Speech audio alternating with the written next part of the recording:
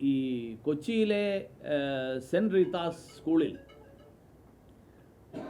ആ സ്കൂളിൽ ശിരോവസ്ത്രം ധരിക്കാനുള്ള അവകാശത്തെ സംബന്ധിച്ചും ശിരോവസ്ത്രം ധരിച്ചതിനെ സംബന്ധിച്ചും ഉണ്ടായിട്ടുള്ള തർക്കം.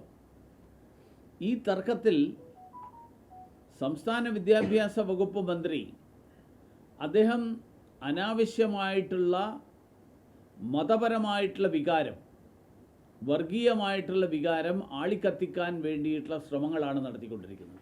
ഒത്തുതീർന്നതിന് ശേഷം സംസ്ഥാന വിദ്യാഭ്യാസ മന്ത്രി ഇല്ലാത്തൊരു പ്രശ്നം കുത്തിപ്പൊക്കി നിയമപരമായിട്ട് തന്നെ സംസ്ഥാനത്ത് ഹൈക്കോടതിയുടെ നിർദ്ദേശത്തിന് ഉൾപ്പെടെ വിരുദ്ധമായിട്ട്